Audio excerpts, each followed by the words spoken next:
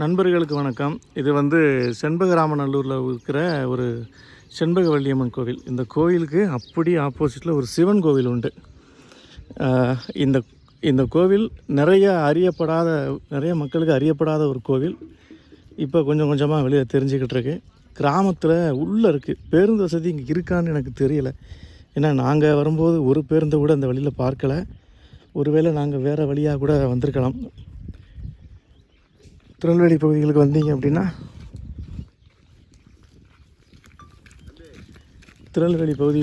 அப்படின்னா கண்டிப்பாக வாங்க. இப்போ நம்ம பார்க்க போகிற கோவில் அதை விட கோயிலுக்குள்ளே மாட்டு தொழுவோம் இது. இப்போ நம்ம பார்க்க போகிற கோவில் ஒரு சிவன் கோவில். அந்த கோவிலுக்கு அப்படியே ஆப்போசிட்டில் இந்த சிவன் கோவில் இருக்கும். கொஞ்சம் நடந்து வர மாதிரி இருக்கும். இதையும் நிறைய பேர் வந்து பார்த்துருக்க மாட்டீங்க, வந்திருக்கவும் மாட்டீங்க. ஏன்னா இந்த ஊரே வந்து அறியப்படாத ஒரு ஊர் மாதிரி தான் இருக்குது பார்க்குறதுக்கு. பழைய காலத்து வீடுகள், திருநெல்வேலி மக்களோட பேச்சு வழக்கு அப்படி இப்படின்னு. இப்போ ஒரு கல்யாணம் ஒன்று நடக்குது. ஒரு நகைக்கடையே உள்ளே வந்திருக்கு. சரணா சார் அண்ணாச்சி குத்தகை விட்டாரான்னு தெரியல. ஒரு நகைக்கடையே உள்ளே வந்திருக்கு. இந்த பகுதி மக்கள் வந்து அப்படி தான் திருமணத்தை நடத்துவாங்க. தங்கத்தின் மேல் அதீத மோகம் கொண்ட மக்கள். என்றைக்காக இருந்தாலும் ஆபத்து காலங்களில் அந்த தங்க நகை உதவுன்றதுக்காக பெண் பிள்ளைகளுக்கு அதை போட்டு கட்டி கொடுப்பாங்க. மணமகனுக்கும் மணமக்களுக்கும் வாழ்த்துக்கள். இப்போ இதுதான் அந்த சிவன் கோவில். இந்த சிவன் கோவில் அந்த அங்கே தெரியுது பார்த்தீங்களா, அந்த கோவிலுக்கு முன்னாடி கட்டப்பட்டதுன்னு சொல்கிறாங்க. சுவர் வந்து சிதலம் அடைஞ்சு தான் இருக்குது. ஒவ்வொரு கல்லும் பாருங்களேன், தூரத்தில் தெரியுது. அந்த மலையிலிருந்து தான் கல் அங்கே கொண்டு வந்திருக்கணும். அது வந்து மேற்கு தொடர்ச்சி மலை. அங்கேருந்து அந்த கற்களை வந்து இங்கே வெட்டி எடுத்து வந்திருப்பாங்க. இப்போ இந்த கோவிலை போய் பார்க்கலாம் எப்படி இருக்குன்னுட்டு. இந்த செடிகள் முளைச்சிருக்கிறதுலாம் கொஞ்சம் எடுத்துவிட்டால் நல்லாயிருக்கும். கிளிகள் தாங்க எக்கச்சக்கமாக, எங்கே பார்த்தாலும் கிளிகள் நிறையா இருக்குது. பச்சைக்கிளி நிறையா இருக்குப்பா. பச்சைக்கிளி நிறையா இருக்குது. தண்ணி வைக்கிறாங்க எல்லாத்துக்கும்.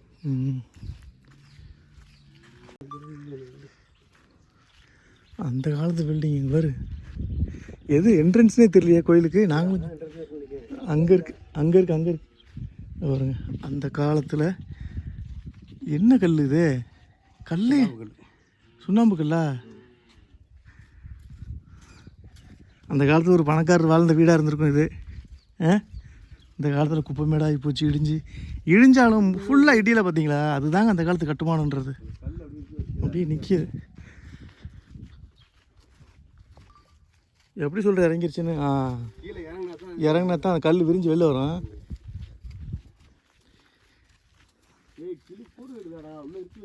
அங்கங்கே அந்த பொந்துக்குலேருந்துலாம் கிளி பறக்குதுல. காம்பவுண்ட் சோறையே நாங்கள் ஒரு 10 நிமிஷம் சுற்றி வந்துக்கிட்டு இருக்கோங்க. அப்போ அந்த கோவில் எவ்வளோ பெருசாக இருக்குன்னு நீங்களே யோசிச்சுக்கோங்க. காம்பவுண்ட் சோறையே 10 நிமிஷம் சுற்றி வரோம். எதில் ஒரு மடம் ஒன்று இருக்குது. மடம் வந்து அடுத்தவங்க இடத்துக்குள்ளே இருக்கிற மாதிரி இருக்குது.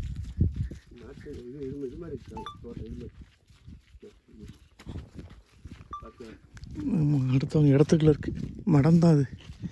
நர்சரியா அது? நர்சரி. ஆமாம், அவங்க தோட்டம் வச்சிருக்காங்க.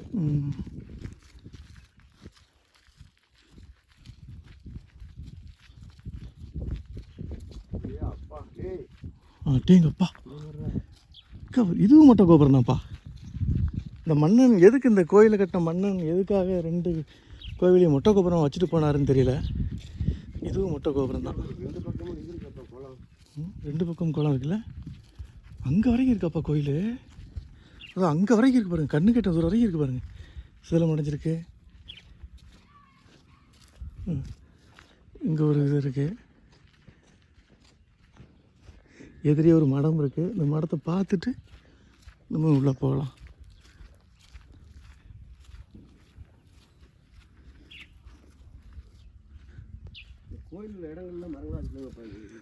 கோயிலுக்கு உண்டான இடம் தான் போல். அது சொல்கிறாங்கல்ல, கோயிலுக்கு இன்னும் பாத்தியப்பட்ட இடங்கள் நிறையா இருக்குது அப்படின்னு. பொதுமக்கள் யாவரும் குளிப்பதற்கு தடை செய்யப்பட்டுள்ளது.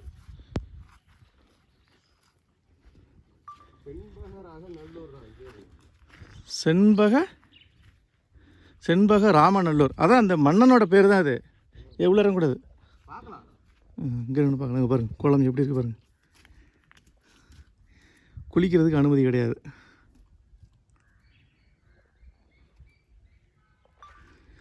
இந்த கோவில் வந்து ஒரு ஒரு ஃப்ரேமில் அடங்கலைங்க. இந்த கோவிலோட சுற்றுப்புறத்தை வந்து ஃபோட்டோ எடுக்கலான்னு பார்த்தோம் அப்படின்னா ஒரு ஃப்ரேமுக்குள்ளே அடங்கலைங்க. அந்த அளவுக்கு ஒரு பெரிய கோவில். இப்போ வந்து கோவிலுக்குள்ளே போகலாம்.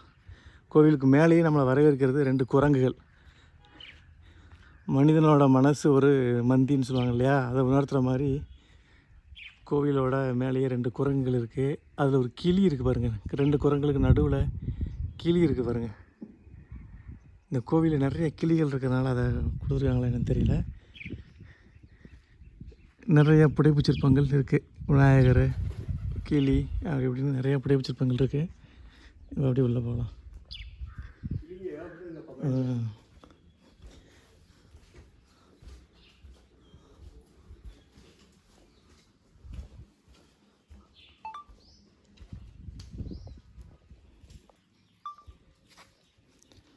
ஒளிவீடம், கொடிமரம்,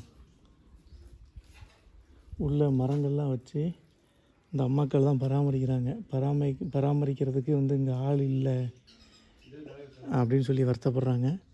அந்த கோயிலுக்கு நம்ம வரும்போது போவோம், வெளியில் வரும்போது போவோம். இப்போ உள்ளே போகலாம். கோயிலில் போயிட்டு சாமி கும்பிட்டு வந்தாச்சு. இந்த கோவிலில் ஒரு சிறப்பு என்ன அப்படின்னா, கோவிலோட கருவறைக்கு பின்னாடி யாழி மாதிரி ஒரு மண்டபம் இருக்கும். யாழி வச்சு மண்டபம் இருக்கும். அப்புறம் இது வந்து ஒரு விளக்கு தூண். அதை காமிச்சிட முதல்ல. இது வந்து ஒரு விளக்கு தூண். ஒரு யாழி மண்டபம் இருக்கும். அந்த யாழி மண்டபத்தில் ஒரு யாழியோட வாயில் உருண்டை இருக்கும். இன்னொரு தூணில் யாழி மண்டப தூண், யாழியோட தூண் தான். அந்த தூணில் வந்து உங்களுக்கு என்ன இருக்கும் அப்படின்னா 2 ஹோல்ஸ் இருக்கும். ஒரு ஹோல்ஸ் வழியாக ஊதுனீங்கன்னா அடுத்த ஹோல்ஸில் சங்கு ஊதுற சவுண்டு வரும். இந்த சைடு ஊதிங்கன்னா ஒரு சவுண்டு வரும். 2 வித்தியாசமான சத்தங்கள் வந்து அந்த தூணில் வரும். கோவிலோட கருவறையை ஒட்டி இருக்கிறதுனால அதை நம்ம வந்து காணொளி பதிவு பண்ண முடியாது. பதிவு பண்ணாலும் அது வந்து தப்பு. இந்த கோயிலுக்கு வந்தீங்கன்னா நீங்கள் அதை ட்ரை பண்ணி பாருங்கள். இரவு நேரத்தில் கோவில் நல்லா வெளிச்சமாக தெரியணுன்றதுக்காக இந்த மாதிரி விளக்கு தூண்கள் லயனாக இருக்கும். யாழி, யானை, குதிரை இந்த மாதிரியான உருவங்கள் பொறிச்சு உள்ளே இருக்கும். காம்பவுண்ட் சுவர் இது வந்து ஒரு முதல் சுவர். இது உள்ளே இருக்கிற கோவிலோட கருவறை சுவர். இது கோவில் வந்து மண்ணுக்குள்ளே தாங்க இருக்குது. இன்னும் இந்த இருக்கு பாருங்க, தண்ணி ஓடி வர இடம். அது வந்து தரையோட தரையாக இருக்குது பாருங்கள். அப்போ கோவில் இன்னும் மண்ணுக்குள்ளே இருக்குது.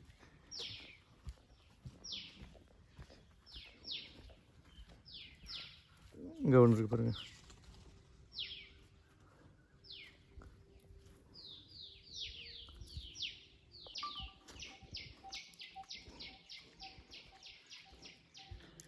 மக்களோட பார்வை இந்த கோவில்கள் மேலே படுற வரைக்கும் இந்த மாதிரியான வரலாற்று சிறப்புமிக்க கோயில்கள் எல்லாமே இப்படி தான் இருக்கும்.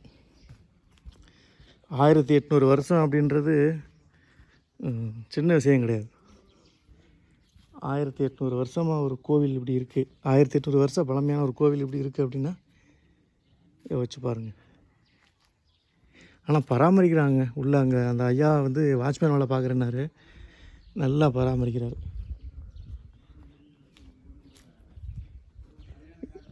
இன்னும் ஒரு 2 ஆள் 3 ஆள் போட்டு அவருக்கு வந்து சப்போர்ட் பண்ணாங்க அப்படின்னா அவர் இன்னும் நல்லா பராமரிப்பார்.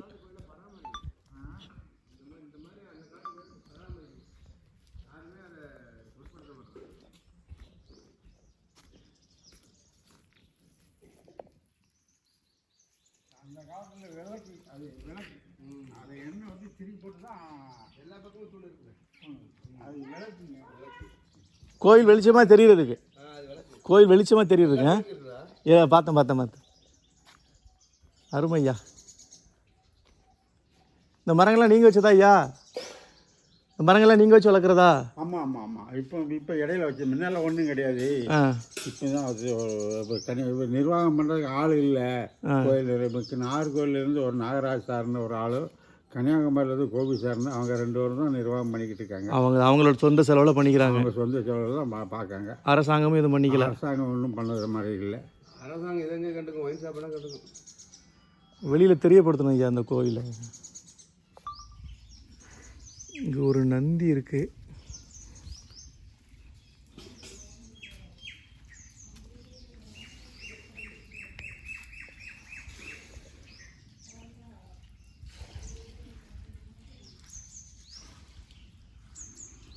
இது என்ன மரம் தெரியல, தலைவிருட்ச மரமா என்னன்னு தெரியல. மரத்துக்கே 1000 வருஷம் ஆகலாம். மரமே 1000 வருஷம் ஆகுதா? இது என்ன மரம் இது? வில்வ மரம். வில்வ மரம். ஆமாம், 1000 வருஷம் வில்வ மரம்.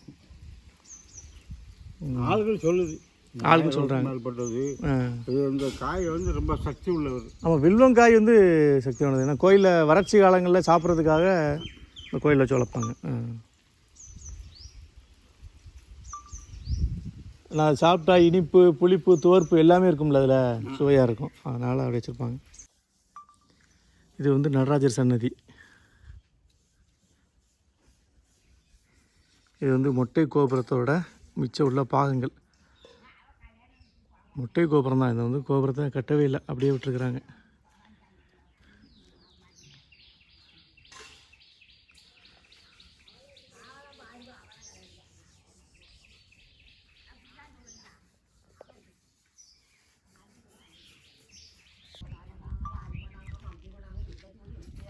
கோவிலை உள்ளே சுற்றியாச்சு. இங்கே கவனிக்க வேண்டியது என்ன அப்படின்னா, இங்கே தேரடி உண்டு. இங்கே வந்து தேர் இருந்திருக்கு. தேர் இருந்து திருவிழா நடத்தி தேர் ஊர்வலம்லாம் வருமாமா. இப்போ அந்த ஐயாவோட சின்ன வயசுலேருந்து நான் பார்த்ததில்ல அப்படின்னு சொல்கிறாரு. ஆனால் அந்த காலத்தில் தேர் இருந்ததா இங்கே வந்து இது தேர் கூடமா, தேர் இருந்த இடமா. இப்போ தான் தேர் இல்லையா, இங்கேருந்து அது அங்கே வரைக்கும் இருக்கு பாருங்கள். இந்த கோவிலை மீட்டெடுத்து பராமரித்து பண்ணாங்க அப்படின்னா திருநெல்வேலி மாவட்டத்தில் இதுவும் ஒரு பெரிய கோவிலாக, ஒரு சிறப்பான கோவிலாக இருக்கும். நண்பர்கள் யாராவது வந்துருந்தீங்கன்னா மறக்காமல் கமெண்டில் சொல்லுங்கள். கோவிலோட உடஞ்ச பக்கம் கிட்ட பாருங்கள், கமெண்டில் சொல்லுங்கள். இங்கே வர்ற மாதிரி இருந்தீங்க அப்படின்னா போக்குவரத்து வசதி உங்களுக்கு கிடையாது. நீங்கள் இங்கே வர மாதிரி இருந்தீங்கன்னா போக்குவரத்து வசதி வந்து இங்கே கிடையவே கிடையாது. நாங்குநேரி போயிட்டு நாங்குநேரியிலேருந்து வாடகைக்கு வண்டி பிடிச்சி வர்றது ரொம்ப நல்லது. போக்குவரத்து வசதி கிடையாதுன்றதை விட பேருந்துகள் ரொம்ப டைமிங் தான் இருக்குது போல். நாங்கள் வந்து இவ்வளோ நேரம் ஆகுது, ஒரு பேருந்து கூட பார்க்கலை. காரில் வர மக்கள் தான் அதிகம். இது வரைக்கும் 2 பேர் வந்திருக்காங்க, அவ்வளோதான். நாங்கள் வந்து ஒரு 3 மணி நேரம் ஆச்சு, ஒரு 2 பேர் வந்திருக்காங்க, அவ்வளோதான். வந்தீங்க அப்படின்னா இந்த கோவிலை வந்து பாருங்கள்.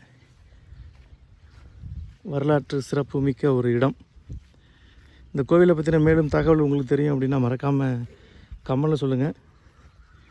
இந்த கோயிலுக்கு வந்தீங்கன்னா உள்ளே ஒரு ஐயா இருப்பார். அந்த ஐயா என்ன சொல்கிறாரோ அதை கேட்டு அதை பின்பற்றுங்க.